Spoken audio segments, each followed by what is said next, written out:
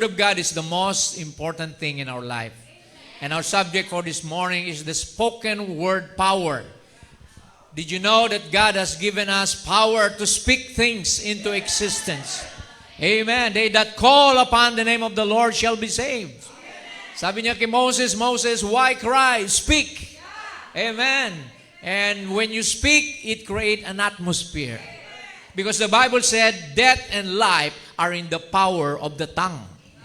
Kaya itong pag-uusapan natin ngayon, mga kapatid, we must level up, amen, as Christians, amen, because God has given us power and authority even over the devil.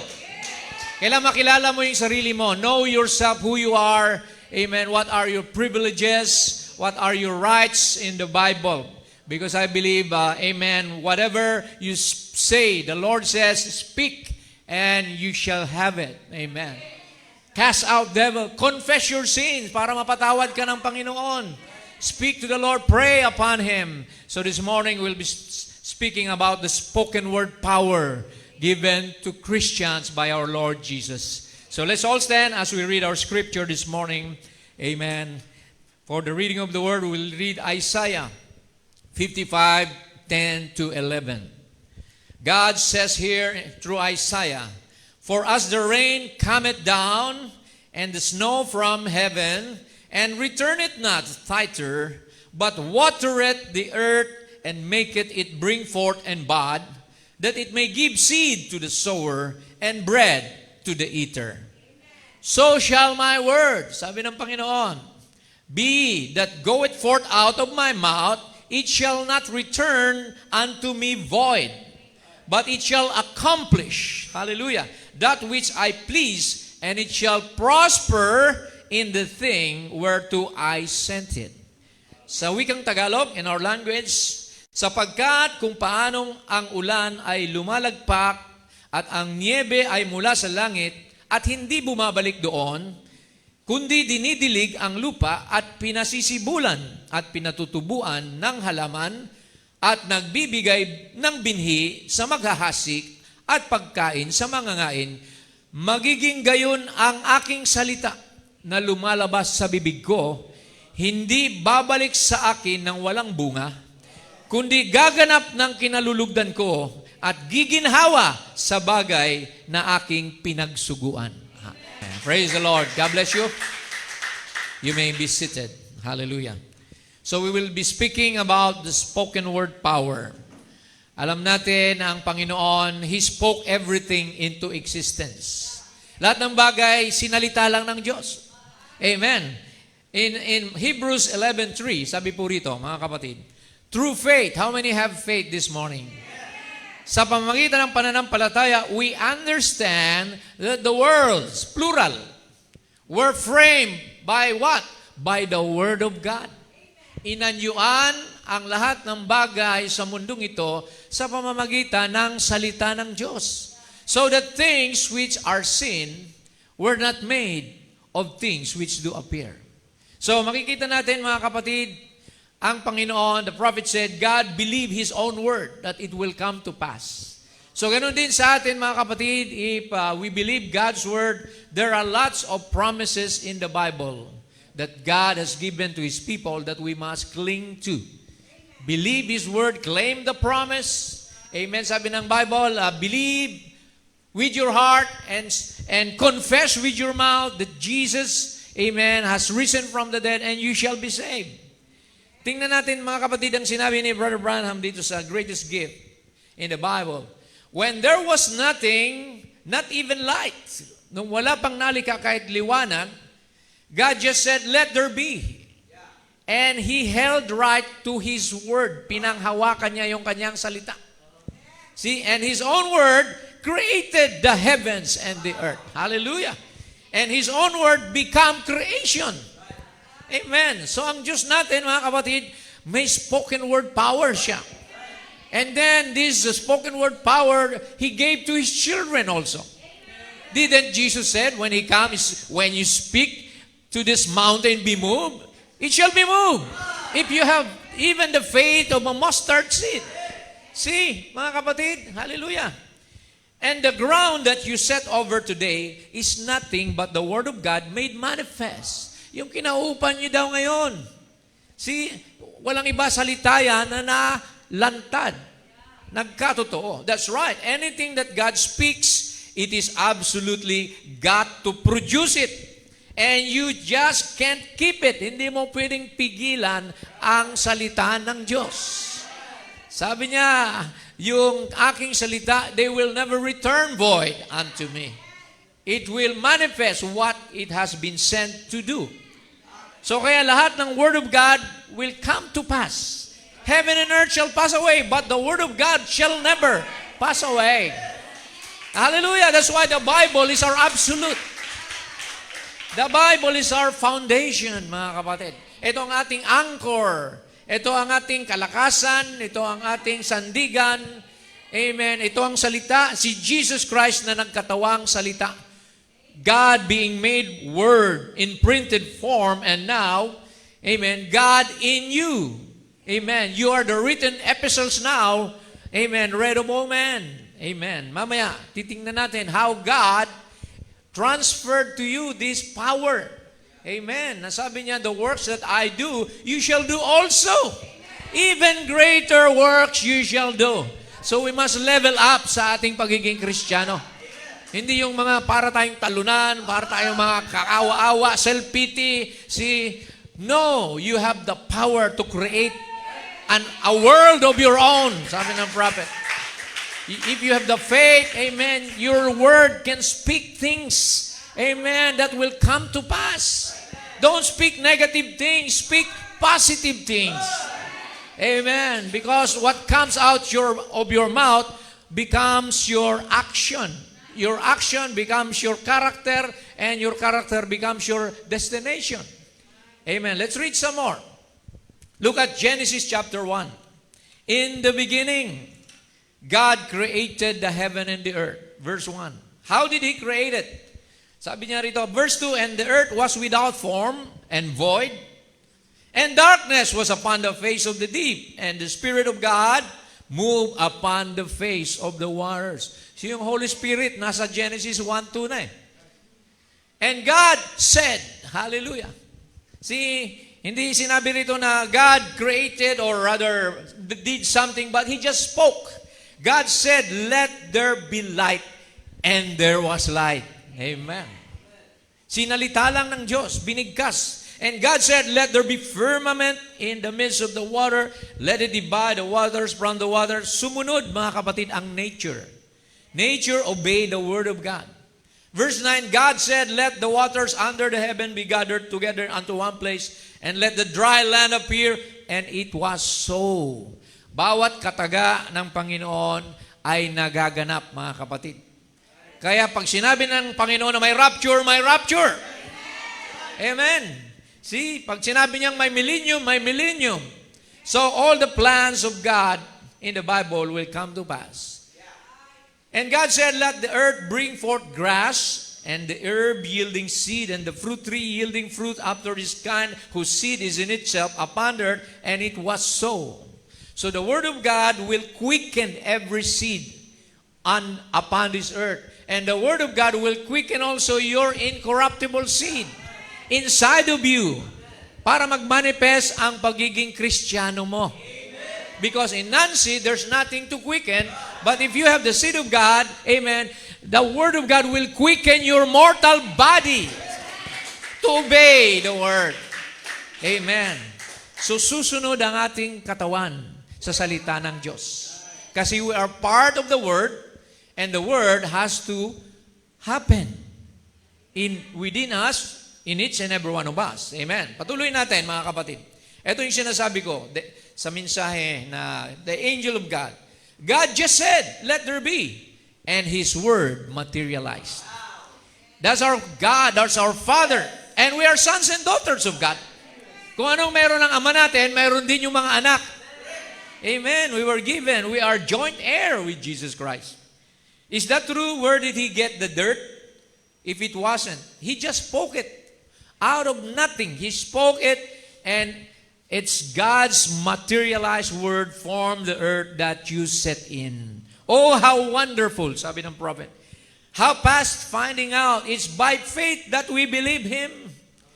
And faith is believing. Amen. The evidence of things that you cannot see. It is the hope, the substance of hope, of things hoped for. So kung may mga inaasahan ka, mayroon kang substance, may pinangawakan ka na magaganap yung mga inaasahan mo. Amen. That's faith, mga kapatid. Hallelujah. Sabi niya rito, God believed His own word and it formed the world. So kailangan ng faith, mga kapatid. Sabi ng Bible, when you pray, believe that what you have prayed for, you have already received. And it shall be given to you. Ganun ang prayer when you speak to God. Amen. Lord, amen. May you grant me this and this and this. Don't doubt. But have patience. Sabi nga kanina, patience and faith. Amen. Maghintay lang tayo. Magaganap at magaganap. Pag claim mo, sabi ng Panginoon, if you have the faith to believe, all things are possible to them that believe. Glory to God. Walang imposible sa kanila na may pananampalataya. Kita natin sa Colossians 1:16, for by Him were all things created, that are in heaven, that are in earth, visible and invisible, nakikita o di nakikita, whether they be thrones, mga kaharian, at mga trono, dominions or principalities or powers. All things were created by Him and for who? For Him. Sa sarili niyang kaluguran. And He is before all things, and by Him all things consist. Kung wala si Lord, walang nalikha. Without Him, nothing could ever be created. So kaya we must attribute all things to God.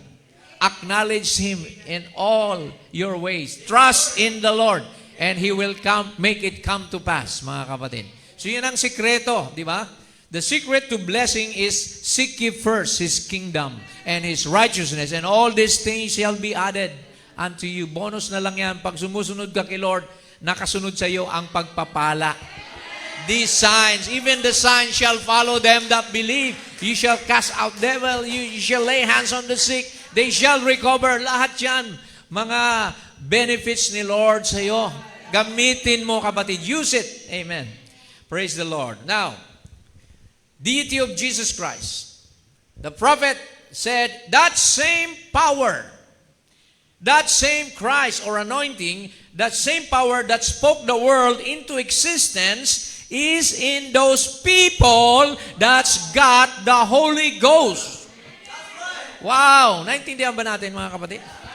The same power that created the world is in those people that's got the Holy Ghost. So kung may Holy Ghost ka sa umagang ito, amen, walang imposible sa iyo.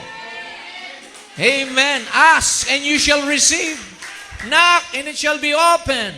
Seek and you shall find. Sabi ni Jesus, di ba? If my word abide in you and you abide in me, ask what you will, and it shall be given unto you. John 15:7, one of my favorite scriptures. Okay, let's move on. Sabi niya rito, the devil is trying to hide you back. Ayan. Ang diablo raw ay gusto kang bulagin. Gusto kang magkaroon ng amnesia. Telling you that you're just some little trod down something na kay isang walang kwenta, wala ka ng pag-asa. That's what the devil tells you. See, but sabi ng prophet, you are not. You are sons and daughters of God. How many are sons and daughters this morning? Can we say amen? So be it. Means so be it. Amen. See, the deity is not in heaven. It is in you. Praise the Lord. Do you know what deity is? God's power and authority. He Himself, amen, His presence, hallelujah, is in you. So ano pa ang problema mo? See, ano pa ang pinag-iiyak-iyak mo? See, tumawag ka sa Panginoon. Umasa ka sa Diyos, huwag sa tao. Amen, unahin mo siya. Glory to God. You must establish first a personal relationship with Christ. Of course, bago ka humingi, kailangan malinis ang budhi mo, nagsisi ka na sa mga kasalanan mo, dahil kung makasalanan ka pa, barado pa ang langit sa iyo. You know, sin is one of the reasons why we could not take these powers into action or in effect because mayroong bara. Amen. Sabi ng Biblia, magsisi tayo, repent of your sins, make right, and then Jesus, amen, can truly fulfill, operate His gifts in you. So kaya kailangan muna tayo ay malinis sa harapan ng Diyos. Wala tayong mga maling motibo, wala tayong mga maling objectives, wala tayong mga iniisip na panlalamang sa kapwa, panloloko. Lahat yan kailangan mawala muna. Pagsisinungaling, paninirang puri, lahat yan mawala para, praise God, ang presence ni Lord lagi mong kasama. Amen. Ang pabor ng Diyos ay kasama mo. Alright? Sabi pa niya rito, ni Jesus, this is Jesus now speaking. Mark 11:22, and Jesus answering said unto them, have faith in God. For verily I say unto you that whosoever shall say unto this mountain, be thou removed, and be thou cast into the sea, and shall not doubt in his heart, but shall believe that those things which he said shall come to pass, he shall have whatsoever he said. Si Jesus po ang nagsabi niyan, mga kapatid. Therefore, I say unto you, what things soever you desire. Verse 24. When you pray, believe that you receive them, and ye shall have them. Believe ka muna bago mo matanggap. Hallelujah. You can have it, but you must believe first. Dahil kung you still doubt, bigay kaya ni Lord yung prayer ko. See? So, doubt is contrary to faith. Amen. So, kaya sabi ni Lord dito, kailangan may faith tayo. And this mountain is not only pertaining to literal mountains. It pertains to your problems, trials, troubles in life. So, kung may mountain ka, speak to your mountain. Hallelujah. Speak to your mountain, be gone. Amen. Lalakad ka na mayroon kang tinatawag na assurance. Blessed assurance. Amen. Because God is a promise keeper. Kinakanta natin yan. He's a way maker. Amen. Hallelujah. Praise God. Siya ang nagbigay ng daan para sa kanyang mga anak, para makatanggap ng blessing. Now, here is what I was saying, John 14:12. Jesus said, verily, verily, I say unto you, he that believeth on me. How many are believers today? The works that I do, Jesus said, ang mga gawa ko, shall he do also. Hindi lamang ito sa fivefold ministry. This is for the laity as well. And greater works than this shall he do, because I go to my Father. So, umakyat siya sa langit, ipinagkatiwala sa atin ang pagpapatuloy ng kanyang ministry. Greater work, sabi ng prophet, not greater in the sense na mas magaling pa tayo, makapangyarihan pa tayo sa kanya. No, greater means more. More bodies now.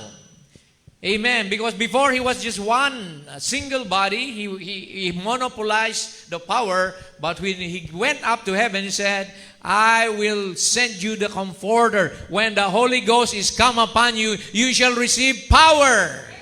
Amen. So kailangan na natin i-apply ang power na yan, mga kapatid. See, walang Kristiyanong talunan. Walang Kristiyano na minamalas. See, dahil all things work together for good to them that love the Lord. Walang malas at swerte sa Kristiyano. Lahat yan, mga kapatid, kalooban ng Panginoon. But it depends on you. Sabi ng prophet, healing does not depend on the pastor. Healing depends on your faith. Amen. It's your faith that heals you. It's your faith that saves you. Amen. For by grace we are saved through faith. Not by our own works. It is a free gift of God that no man should boast. Kaya sabi niya rito, amen, whatsoever ye shall ask in my name, anong sagot niya? That will I do. That the Father may be glorified in the Son. If ye ask anything in my name, I will do it. So, in His name, what is the name of God? Jesus Christ. Lord Jesus Christ is the full name of God. At gamitin natin ang pangalan na yan sa paghingi sa Diyos, sa pagpapalayas ng diablo, sa lahat ng bagay, in everything you do in deed, in word or in deed, do it all in the name of Jesus Christ. Yan po ang sabi ng Bible. Okay, binigyan tayo ng power of binding and loosing. See yung claiming power. Jesus said in Matthew 18, whatsoever you shall bind on earth shall be bound in heaven. Whatsoever you shall loose on earth shall be loosed in heaven. Again, I say unto you that if two of you, dalawa sa inyo, ang magkakasundo, will agree on earth as touching anything that they shall ask, it shall be done for them of my Father which is in heaven. So yung isa pa nga lang, makapangyari na, yung dalawa pa, sabi niya. Kaya when the congregation pray for the sickness, for the blessing, for whatever we ask, naririnig tayo dahil, amen, dalawa nga lang o tatlo, He is here in our midst. Where 2 or 3 are gathered. Amen. So kaya wag nating limitahan ang power ni Lord. Amen. Don't limit the power of God because He owns everything. He can do more for you than what you ever think of or expect. Amen. Kaya dito sa Proverbs 18:21, ito na po yun. Death and life are in the power of the tongue. When we speak out words, they create an atmosphere. Kung ano yung sinasabi mo, na mangyayari ito. Kaya nga, huwag kang magsalita ng mga bagay na negatibo. Amen. The Bible said Job feared, and what he feared happened to him. And Peter feared, sabi roon, when he walked on the water. See, he tried to explain or understand what's happening, and then unti-unti siyang lumubog. Kaya mga kapatid, when you speak something, it will happen. Kung sasabihin mo, ang hirap naman ng buhay, magiging mahirap talaga ang buhay mo. Di ba? Pag sinabi mo, salamat Lord, at di ka kailanman nagkulang, hindi ka pagkukulangin ng Panginoon. Hallelujah. God will honor your word. Kasi yan ang gusto mo eh. Di ba? Kung anong sinasabi mo, yan ang atmosphere ng buhay mo. If you speak positive things will happen. Amen. But if you speak negative things, tingnan mo buhay mo. Talagang kawawa ang magiging outcome niyan. Praise the Lord. So it depends on the power of the tongue. Okay. Ito, sabi to ng psychology itself. Even AI know the powers of words. Sabi dito, the power of words has the ability to shape reality. It has the ability to influence thoughts and actions. It could build or destroy relationship. Di ba yung nagsisinghalan kayo ng kayong mag-asawa, nag-aaway kayo, salita kayo ng salita, di ba? Nakakasakit ng damdamin. It can build or destroy relationship, your words. Or it can drive change. Marito magdulot ng pagbabago. Amen. The power of words is a powerful tool for healing. Amen. Yung mag-sorry ka doon sa ginawan mo ng masama, di ba? It creates healing.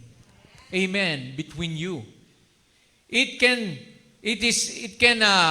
a tool for motivation, for harm, or for connection.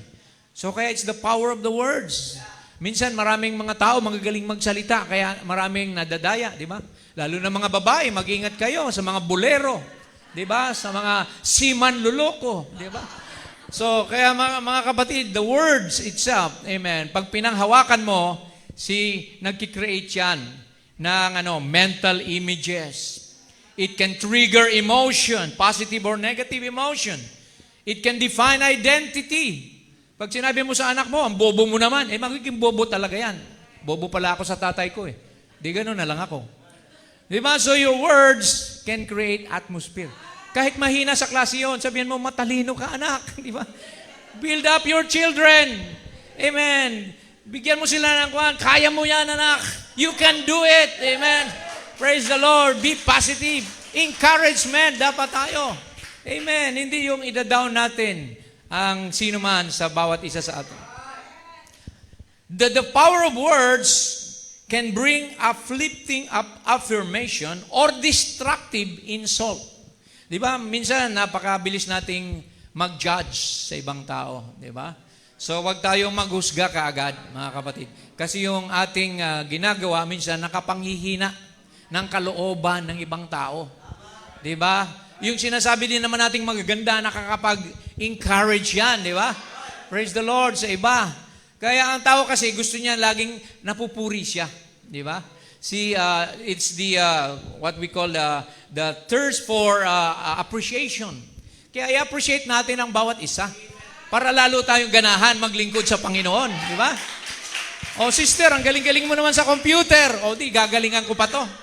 Kasi magaling pala ako, di ba? So, praise God, ang isang taong nabibigyan ng karangalan ay lalong pinagbubuti yung kanyang talento o abilidad. Kaya we must encourage one another, sabi ng Bible. So, control your tongue. Ito ang sabi ng Biblia. Ang dila ay parang apoy. Ayan. Sa 1 Peter 3:10, ayan, makikita nyo. For he that will love life and see good days, let him refrain his tongue from evil. Ayan. Refrain means pigilan, control. Mula sa mga pagsasalita ng evil communication. And his lips that they speak no guile. Ano bang guile, mga kapatid? Mga masasamang pananalita. James 3:5, even so the tongue is a little member. Ang dila daw natin, walang ang buto yan eh. Pero ang sakit-sakit pagka minsan makapagsalita tayo, di ba? See? It has no bone, but it boasted great things. Behold, how great a matter that little fire kindleth. Amen. Nag-uumpisa ito ng mga pag-aalitan ng mga tao, di ba? Di pagkakaunawaan. Konting chismis lang, ganun ba? See? Konting paninira. So, makikita nyo, ang mga kapatiran ay yan ang dapat bantayan. Because the devil wants to use people to destroy you, the church, the friendship, the brotherhood. So, yan ang kailangan nating bantayan. Sabi ng prophet, if you cannot say any good thing to your brother or sister, just shut your mouth. Yan ang sabi niya, mga kapatid. More talk, more mistakes. Less talk, less mistake. No talk, no mistake. So, kaya kailangan natin bantayan ito, mga kapatid, kung kaya nating magpigil. Alam nyo, silence sometimes is better than speaking things na wala namang mga kabuluhan. Diba? Sabi ng Bible, you will answer for every word that you've spoken during the judgment day. Ayan. So, ang paalala sa atin. Now, let's go back to the Old Testament. Because God first gave His spoken word power to His prophets. You know, the prophets are God's mouthpieces. Amos 3:7, sabi roon, surely God will do nothing except He revealeth His secrets to His servants, the prophets. Isaiah the prophet, sabi ng prophet dito sa mensaheng at trial, was a vindicated prophet. Whatever he said in the name of the Lord come to pass. Now, kilala natin si Isaiah. He was the one who prophesied, a virgin shall conceive. See, a virgin shall conceive. Kaya minsan, ang isip ng Diyos, di natin maintindihan. But, ang mga propeta, sinulat lang nila ang sinabi ng Diyos sa kanila. See, and that generation passed.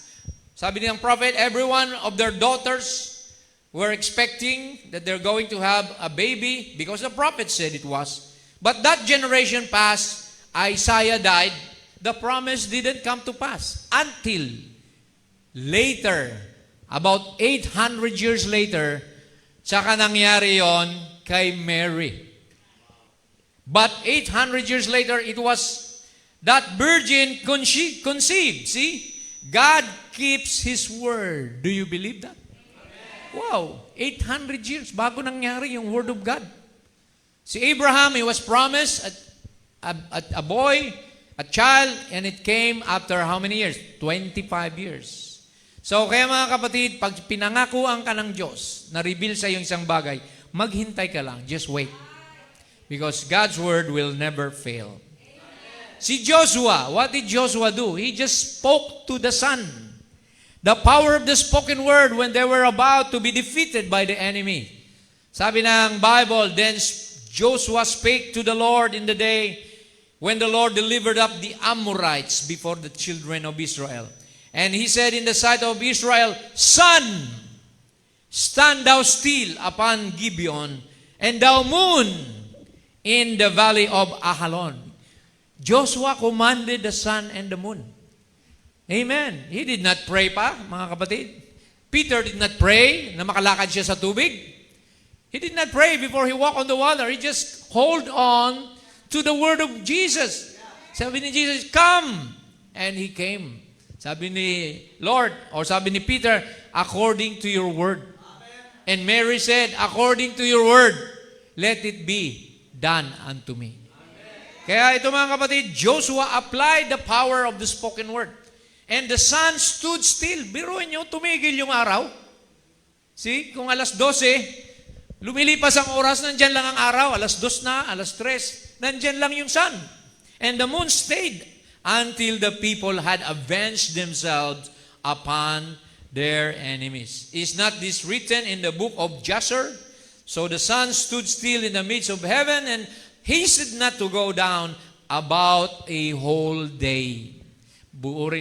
Biruin nyo yun, mga kapatid, buong araw. See, whole day. Praise God. Sino pa? Jesus our Lord Himself. He demonstrated the same power when He rebuked the wind and the sea and said, peace, be still.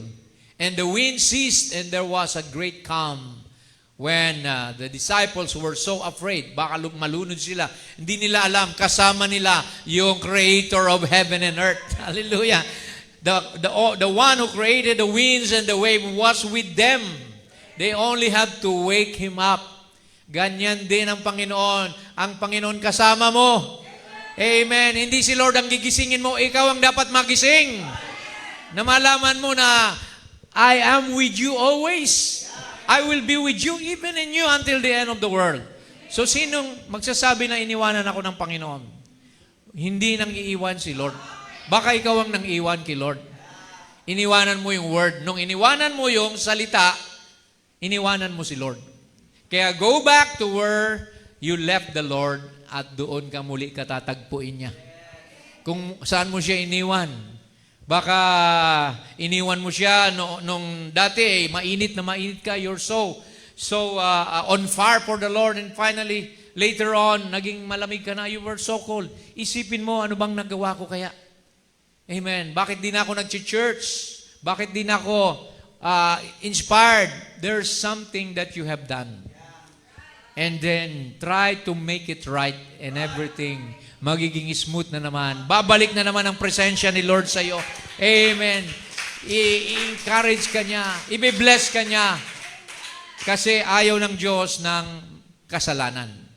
That is the thing that separated man from God is sin. Amen. So, what else? Jesus cast out devils. There was a man, as we know, in the synagogue, and even the man in the cemetery of Gadara, when Jesus went there, he just rebuked the devil and said, hold thy peace, come out of him. And the devil had thrown him in the midst. He came out of him and hurt him not. Even the devils in that cemetery transferred to the swine, to the pigs, at the command of Jesus. So the same power is in you. Baka di mo lang alam yun. Baka pag meron ng mga holdapper dyan, nanginginig ka na. No, silang dapat manginig sa iyo.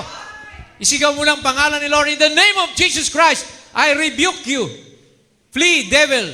Manginginig ang diablo. Lalabas. Hindi tao ang kaaway mo eh. It's spirits possessing these people. So you need to address to whom it is due. Amen. So, yung mga galit sa iyo, hindi naman sila yon. Mga diablo yon, mga kapatid, na lumulukob sa kanila. Kaya hindi tayo dapat magalit din. We should not return evil for evil. We must return good for evil because Satan cannot love.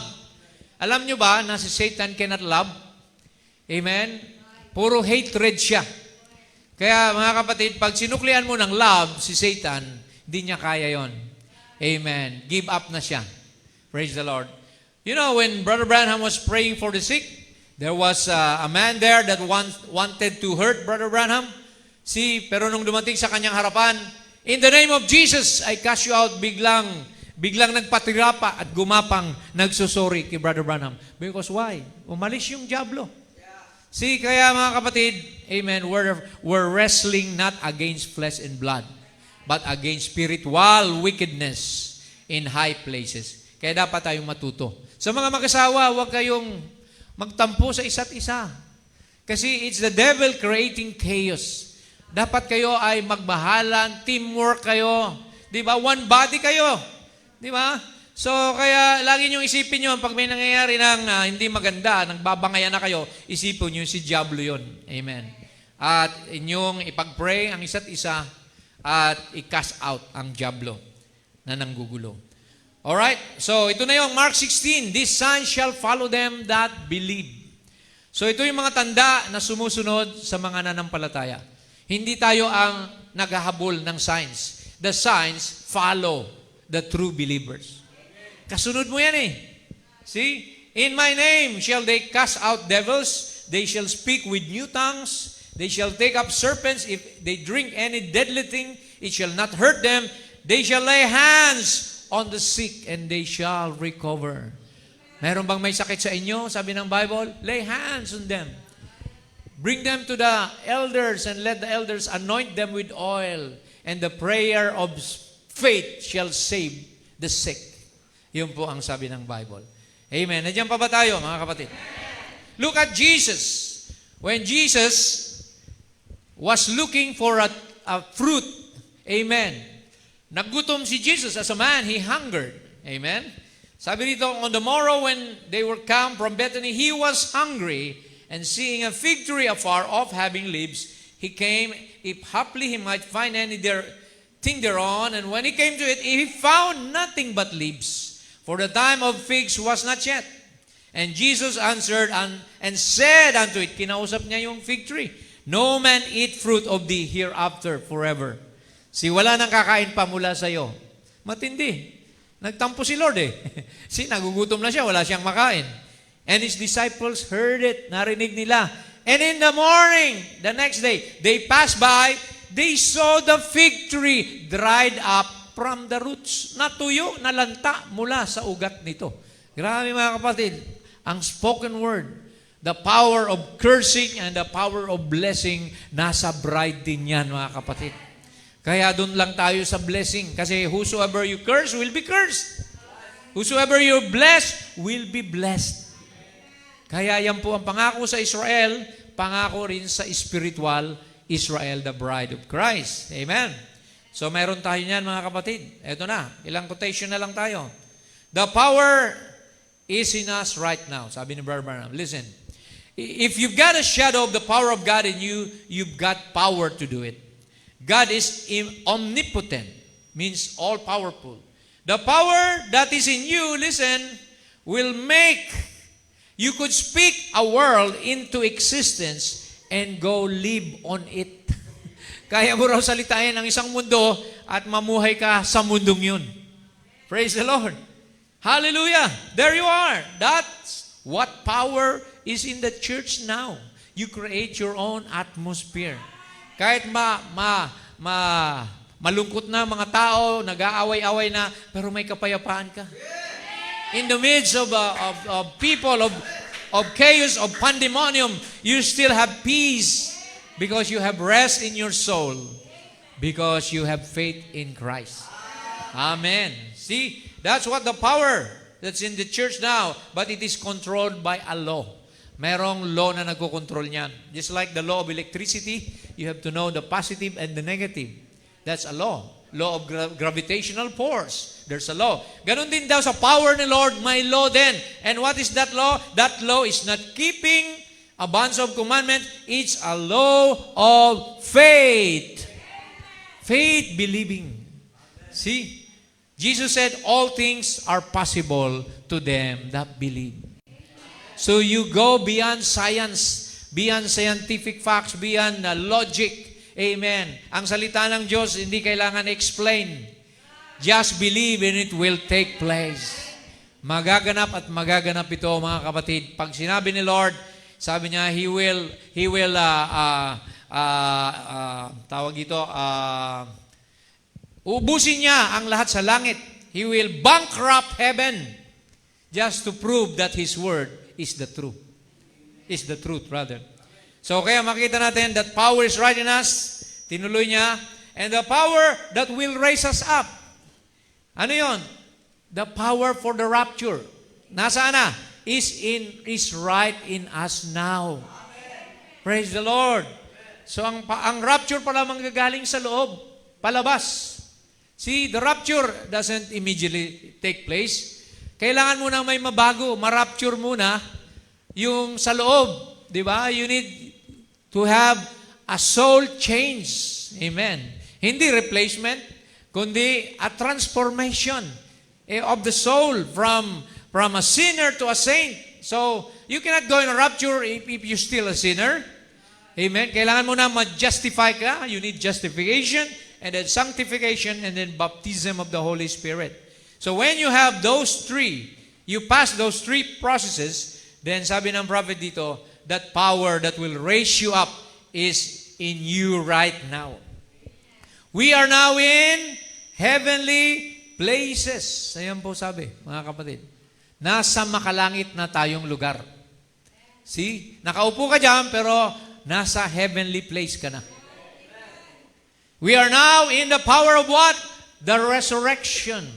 So the power is already in you. Di mo na hanapin pang iba. Nandiyan na. If there wasn't a law to that, sons and daughters could create them a world out here and go live a private life on it. You have the power in you to do it. So, naintindihan mo ba natin, mga kapatid? So, don't limit yourself. So, ano bang declaration ni Lord patungkol sa atin? What did God speak about you? Ayan yan. God declares that you are already complete in Christ. Kay Kristo, wala ka nang hahanapin pa. Sabi niya, you are redeemed by His blood. So you cannot redeem yourself. It's the blood of Jesus that redeemed you. Past tense. And sabi ng Bible, in Ephesians 4:30, you are sealed by the Holy Spirit until the day of your redemption. And now, you are a new creature in Christ because when you repent and get baptized, bagong nilalang ka na kay Kristo. You have been accepted in the beloved. You have been justified by grace. You are now an ambassador for Christ. Binasa natin kanina, you are seated in heavenly places now, and you are more than conquerors in Christ Jesus. Palakpakan natin ang Panginoon. Amen. It was God Himself, Jesus, who proclaimed those things. Amen. So He spoke it, it will come to pass. Sa mga kinauukulan, magaganap ang mga bagay na yan. Amen. Kahit hindi gustuhin ng diablo, pero sa mga elected, predestinated, this will come to pass. Ano pang sabi ng Panginoon? What are the benefits of a Christian? Ayan. You have rewards, amen, that await you. Amen. Sabi ng Bible, you receive eternal life through Jesus Christ. Amen. Do you believe that? Only believe. You have a heavenly mansion in heaven. In my Father's house are many mansions. I will go and prepare a place for you, so that where I am, there you may be also. What else? You will have a glorified body. We have a theophany in heaven waiting for us. That in the time of the rapture, the theophany will come. Amen. And this redeemed body will meet that theophany in the air, and we will become glorified body. Sabi, will be changed in a moment, in a twinkling of an eye, at the last trumpet. From corruption to incorruption, from mortality to immortality. That's God's promises. At hindi kailanman yan, amen, mapapasubalian ng kahit sino man. He gave us heavenly inheritance. He gave us fullness of joy. Amen. He gives us a kingdom that cannot be shaken, eternal rewards, and ruling, we will be ruling with Christ as priests and kings in the millennium. So yan ang mga pangako ng Diyos, mga kapatid, na kailangan, amen, isa puso natin.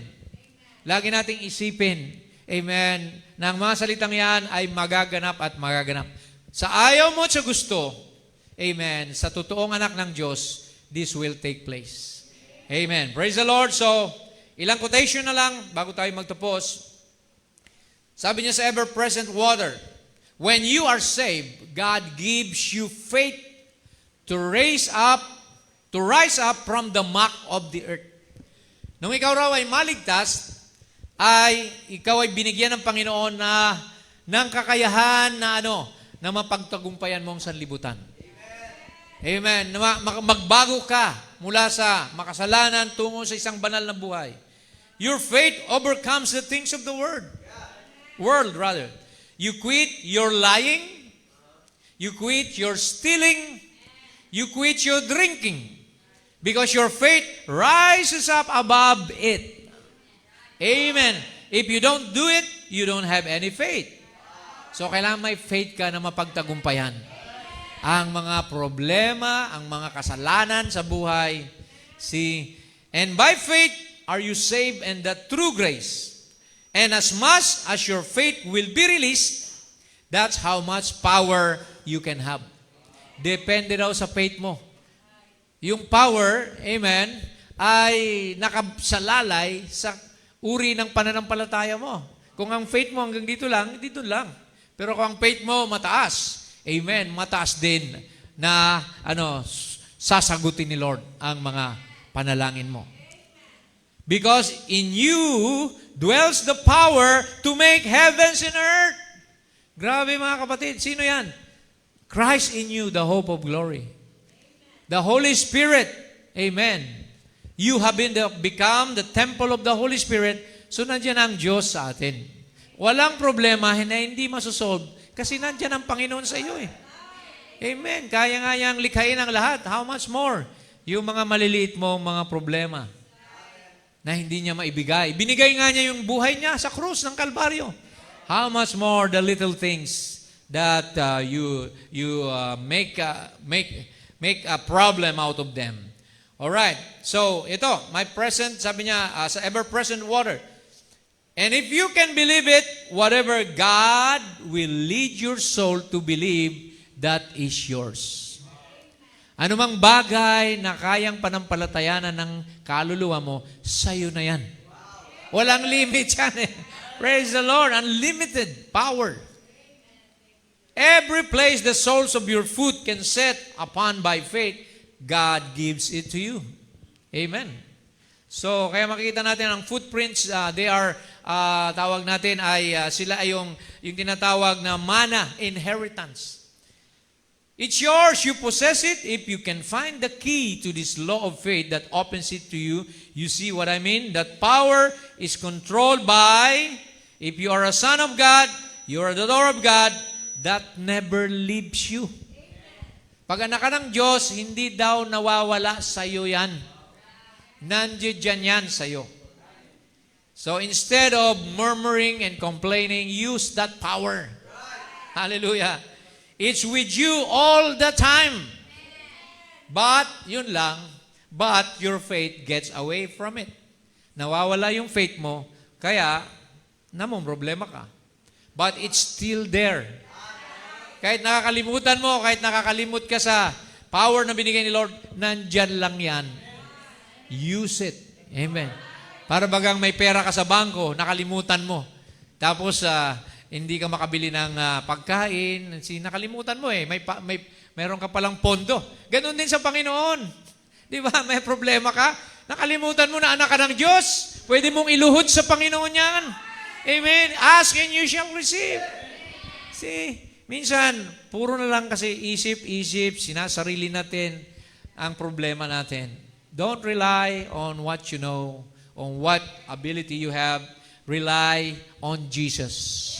By faith, believe that what you ask, you shall receive. Hallelujah! Sabi ng prophet dito. So, sabi ng prophet, ang pinakamatinding hadlang sa ating pananampalataya ay takot. Amen. Huwag kayong matakot. Fear not, little flock. For it's God's pleasure to give you the kingdom. Sabi ng Bible. And it seems to be in the Christian church today that the greatest hindrance that the Christian church has is a fear. Natatakot ka na baka wala ka nang makain bukas. Wala ka nang trabaho. Wala ka nang negosyo. Wala ka nang sustento. See, huwag kang matakot, sabi ng prophet dito. See, the greatest hindrance to the Christian church is fear. Christianity is not a try-up or try. It's a no-so. Ano ibig sabihin nun? Alam mo na mayroon kang inaasahan, mayroon kang sandigan. It's something that's real. So if the church only knew its position, amen. And the greatest hindrance in the church is fear. They're afraid that it just won't work. It just won't for you that way. It will not work that way. It must be absolutely believers, not make believers, but believers from your heart. Huwag tayong tawag dito yung aasa or dito, sabi rito, mag-make believe lang. Kailangan believe from your heart. Oh, if the great holy church only realized its power to do these things. But there's so much doubt and fear and trembling, wondering if could it happen? Kaya ibibigay ba ni Lord to? See? Bakit ikaw nagtatanong? Akala ko ba naniwala ka? Diba? Akala ko ba may faith ka? See? Huwag mong questionin ang Panginoon. Because God is sure. Ang problema sa atin, nagmamadali tayo madalas. Amen. Gusto natin nandiyan na kagad. See, we want swift reply. See? Minsan binibigay kagad, minsan antay-antay lang. Minsan hindi kasi makakasama sa'yo. Diba? So God knows best what's best for His children. So as long as that exists, that doubt, the church can never stand upright. And when every talk of fear is vanished and the Holy Spirit is completely in control of the church, then all fears are gone and that church has the power. Amen. Do you have that power this morning, kapatid? Believe, mga kapatid. Amen. Don't be insecure. Amen. Huwag kayong maging insecure. Huwag kayong mag-self-pity. Amen. Alam mong mayroon kang kakayahan. Amen. The Hebrew children, they were punished to be thrown in the fire. Pero they were so confident na hindi sila pababayaan ng Diyos. Di ba? They never feared death. See? Daniel was thrown in the lion's den but still prayed. Pinagbawalan siya mag-pray 3 times a day. Pero nag-pray pa rin siya. See? Nung siya ay dinala sa leon, hindi siya natakot. So, bilang believers, one day, maaring tayo ay i-squeeze, i-persecute, pero patuloy tayo. Kasi mas masusunod ang Diyos kaysa sa tao. We must obey God more than men. More than the systems of man. Amen. Kaya ang Kristiyano, mga kapatid, amen, pag nanindigan kay Jesus, maninindigan din si Jesus para sa iyo. Glory to God. Amen. Amen. Sabi rito, you are an ambassador. Sabi ng prophet, why? You have everything that heaven owns behind you. You are an ambassador on the of the throne. An ambassador of Christ has the authority. And everything that Christ owns belongs to that ambassador. Lahat ng pag-aari ni Kristo ay pag-aari mo din. And He said, go ye into all the world, you are my witnesses. Mga testigo tayo. After the Holy Ghost is come upon you, and what is a witness? An ambassador is to come to witness of something. Amen. Witness that God is good all the time. Amen. The whole powers of heavens is where? Is right in your hands. Wow, propeta lang ang pwede magsalita niyan. The whole powers of heavens is right in your hands. And why do we set? Bakit tayo ay stagnant and the church is barren and we set dormant? Is because we don't recognize these things. But if you recognize these things, hindi ka kailanman manlulumo, hindi ka kailanman manghihina, hindi ka kailanman malulungkot. Amen. Ang Kristiyano, laging masaya. Amen. Laging excited. Amen. Lagi kang inspired. Amen. Ano man ang nangyayari sa paligid mo, amen, ikaw pa rin ay nakatayo sa presensya at biyaya ng Panginoon. That's the Christian. Amen. Now, sabi rito, don't you know that if you've got the Holy Spirit, you are a candidate for association with the unseen world and the supernatural. Amen. Ang buhay mo, wala ka na sa natural dimension lang. You are in a heavenly dimension. You have access to the throne. Amen. Parang Jacob's ladder. Pwede kang umakyat, bumaba sa langit. Amen. Pwede kang ma-access mo ang powers ni Lord. Kaya sabi rito, we associate. When the Holy Spirit comes into the heart, quickly you become a twofold being, one of the earth to die and one of heaven to live. In your body, you're still subject to death, but in your soul, you have passed from death unto life. Napakaganda ng mga quotation, mga kapatid. In your body, you have earthly contact with your five senses. But in your spirit, you have contact with God through the Holy Ghost. And the angels of God visits you and speaks with you. And they are messengers sent from God to reveal and to bring messages from God to the individual. So mayroon tayong gabay, mayroon tayong patnubay. Ingatan ka sa paggawa ng mali, ingatan ka sa pagpunta sa mga maling bagay. That's God in the Spirit form sa buhay ng bawat mananampalataya. Kaya salamat sa Panginoon, mga kapatid, that we have that revelation. Na tayo hindi mga ordinaryong tao, mga anak tayo ng Diyos. At pag anak ka ng Diyos, you have the power in your hand, mga kapatid. Hindi ka dapat maproblema dahil walang makapaghiwalay sa iyo sa pag-ibig ni Kristo. Amen? So as we close, sabi rito ng Bible, Mark 10:27, and Jesus looking upon them. With men, sa tao, maraming imposible. With men, it is impossible, but not with God. For with God, all things are possible. But inunan na niya sa Mark 9 na all things are possible also to them that believe. So yung faith ni Lord, kailangan mapunta sa puso nyo. Kaya nga sabi ni Paul, I'm not living by myself anymore. I live by faith in the Son of God. By the faith of the Son of God. Kaya kailangan natin ang faith ni Jesus Christ. Whenever you face troubles, amen, whenever you face problems, kailangan, amen, you are determined to succeed rather. Amen, you are more than conquerors in Christ Jesus. Amen, kaya mo pagtagumpayan lahat ng bagay. Amen, kaya mo pagtiisan lahat ng bagay. Amen, perfect love, endureth all things, beareth all things, sabi roon, mga kapatid. Amen. Kaya natin ito, mga kapatid. Kaya I believe ang tunay na Kristiyano magpapatuloy, amen, hanggang sa tayo'y datna ng Panginoon sa kanyang pagbabalik. It's an individual affair, mga kapatid. Remember, amen, hindi mo kayang isalba yung asawa mo, yung kapatid mo. Amen. The rapture is an individual rapture. Two in the bed, one will be taken, one will be left. Believer and unbeliever, siguro yung mag-asawa. Two in the field, one will be taken, one will be left.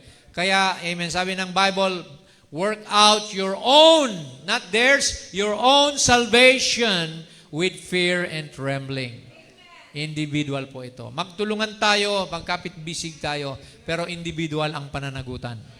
Kaya mga kapatid, bantayan natin ang ating sarili. Tayo ba ay nanghihina? Tayo ba ay malakas pa rin? So, bantayan mo yung buhay mo. Huwag yung puro na lang ibang tao binabantayan mo. Ang bantayan natin yung ating sarili. Watch, be sober, binasa kanina, be vigilant. Amen. And sabi roon, magbantay tayo, be watchful, because the devil is like a roaring lion seeking whom he may devour. But Jesus, amen, is more than, amen, able to succumb or help us succumb this temptation na kaya nating pagtagumpayan ang mga bagay na ipahintulot niya na mangyari sa atin. Amen. He will not allow any trial that you cannot overcome. So, yan ang ating blessed assurance. Amen. Tumayo tayo, mga kapatid. Amen. Let's sing this song na nagsasabing, we've got the power. in the name of Jesus. Amen.